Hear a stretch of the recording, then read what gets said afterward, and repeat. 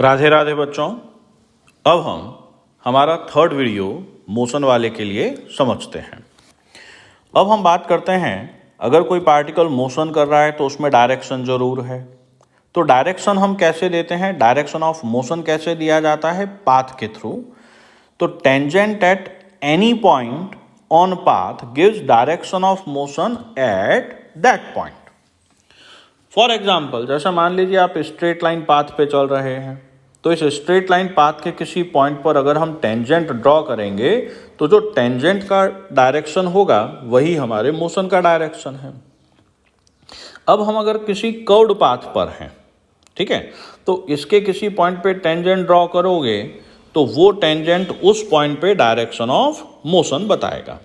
तो अगर straight line की बात कर रहे हैं तो हर एक पॉइंट पे डायरेक्शन ऑफ मोशन सेम है, लेकिन कर्व्ड पॉइंट पे, कर्व्ड पाथ पे, इस पॉइंट पे डायरेक्शन ऑफ मोशन ये रहा, यहाँ पर डायरेक्शन ऑफ मोशन अलग है और यहाँ पर डायरेक्शन ऑफ मोशन अलग है। तो अगर हमारा पाथ कर्व्ड होता है तो डायरेक्शन ऑफ मोशन अलग अलग पॉइंट पे अलग अलग होती है। इसी चीज़ को हम एक एग्जाम्पल से समझते हैं।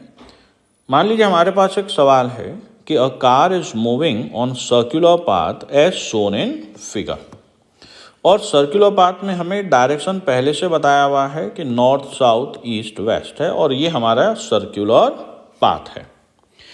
तो सवाल ये है कि हमें point A B C D और एफ पर मोशन की डायरेक्शन निकालनी है। तो अभी इस डायग्राम को ध्यान से देखें।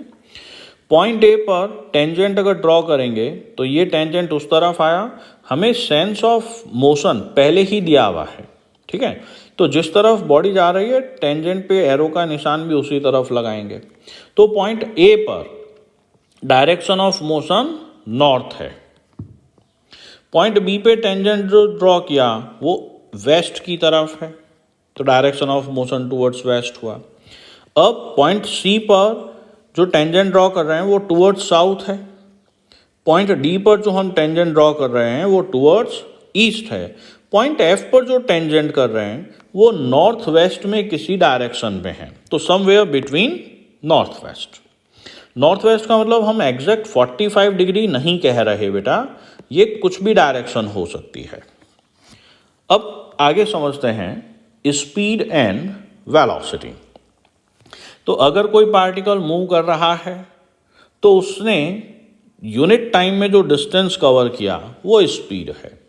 तो स्पीड हुआ distance covered in unit time, where is what is velocity, displacement per unit time. आगे समझते हैं। स्पीड को हम डिस्टेंस अपॉन टाइम से रिप्रेजेंट करेंगे, वेलोसिटी को डिस्प्लेसमेंट पर यूनिट टाइम। दोनों का यूनिट मीटर पर सेकेंड या किलोमीटर पर आवर या मीटर पर मिनट हो सकता है। स्पीड, किसी मूविंग पार्टिकल की स्पीड कभी भी नेगेटिव नहीं होती है, लेकिन वेलोसिटी पॉजिटिव, जीरो या नेगेटिव हो सकती है, क्योंकि डिस्प्लेसमेंट जो कि एक वेक्टर क्वांटिटी है वो भी पॉजिटिव, जीरो या नेगेटिव हो सकता है, और ये हमने हमारे पहले वाले वीडियो में न्यूमेरिकली प्रूव भी किया है। स्पीड जो है वो स्केलर क्वांटिटी है और वेलोसिटी वेक्टर क्वांटिटी है। अब जीरो डिस्टेंस और जीरो डिस्प्लेसमेंट को हम आगे समझेंगे। इसी चीज़ को अगर जीरो डिस्टेंस और जीरो डिस्प्लेसमेंट की बात करें तो जीरो स्पीड और जीरो वेलोसिटी भी यही रिप्रेजेंट करेगा। तो जीरो स्पीड का मतलब है बॉडी रेस्ट में है, मोशन कर ही नहीं रही, तो इसमें डिस्टेंस भी जीरो हो गया। वेयर एज जीरो वेलोसिटी का मतलब है या तो बॉडी रेस्ट में है या उसकी इनिशियल और फाइनल पोजीशन सेम है। तो इस वाले केस में डिस्टेंस जीरो नहीं है, डिस्टेंस तो नॉन जीरो है बट डिस्प्लेसमेंट जीरो है।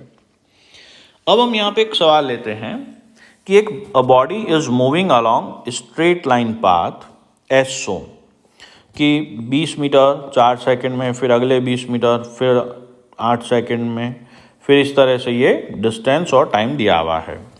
तो सवाल है find distance and displacement in 12 second with respect to origin. तो यहाँ पर डिस्टेंस भी 60 मीटर आ रहा है और डिस्प्लेसमेंट भी 60 मीटर आ रहा है, ठीक है। अब हमें स्पीड और वेलोसिटी पूछा है, कहाँ से कहाँ तक, t=0 से t=12 तक। तो इन 12 सेकंड्स में हमारा डिस्टेंस 60 मीटर रहा, सरप्राइजिंगली डिस्प्लेसमेंट भी 60 मीटर है। तो यहाँ पर speed 60 metre by 12 second 5 metre per second आया, डिस्प्लेसमेंट भी 5 मीटर पर सेकेंड आया, सॉरी वेलोसिटी भी 5 मीटर पर सेकेंड आएगी। तो हम यहाँ पे कंक्लूजन कर सकते हैं कि जब स्ट्रेट लाइन मोशन हो, इंपॉर्टेंट चीज विदाउट टर्न, तो जब स्ट्रेट लाइन मोशन हो विदाउट टर्न तो बॉडी का स्पीड और वेलोसिटी सेम होता है। अब आगे बात करते हैं।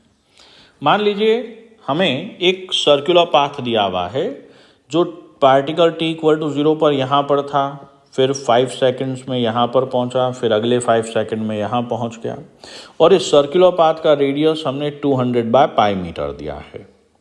तो हमें distance and displacement in 10 second और speed and velocity in 10 second निकालना है।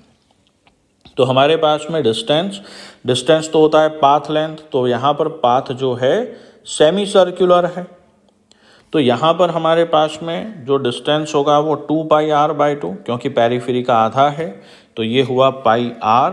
अब r का वैल्यू हमें 200/π दिया हुआ है, तो यहाँ पे रखेंगे पाई से पाई कैंसिल आउट हुआ, तो हमारे पास डिस्टेंस 200 मीटर है। वेयर इज डिस्प्लेसमेंट की बात करें तो इनिशियल से फाइनल पोजीशन के बीच स्ट्रेट लाइन डिस्टेंस, मतलब यहाँ पर ये डायमीटर है, तो यहाँ पर हमारे पास में डिस्प्लेसमेंट 400/π मीटर है। अच्छा, ए से सी तक आने में टाइम लगा 10 सेकेंड, तो अगर हम स्पीड और वेलोसिटी की बात करेंगे तो यहाँ पर स्पीड हमारे पास में 20 मीटर पर सेकेंड है। वेयर एज वेलोसिटी की बात करें तो velocity displacement upon time, displacement हमारे पास इतना है, तो हमारे पास में वेलोसिटी 40 मीटर पर सेकेंड आ रही है। जबकि इसके पहले वाले सवाल में स्पीड और वेलोसिटी सेम थी, क्योंकि हम स्ट्रेट लाइन पाथ पर थे। यहाँ पर हमारे पास में स्पीड और वेलोसिटी अलग अलग है। एक और डायग्राम समझते हैं कि कोई पार्टिकल है जो ए से स्टार्ट हुआ 0 सेकेंड पर, फिर बी तक पहुंचा 100 मीटर की डिस्टेंस कवर करके 5 सेकेंड पे, फिर 80 मीटर और टोटल टाइम 8 सेकेंड, और ये वापस 100 मीटर और ये 80 मीटर। तो हमें ये टेबल फिल करने को कहा है। तो 0 से 5 सेकेंड में डिस्टेंस तो हो गया 100 मीटर, डिस्प्लेसमेंट 100 मीटर।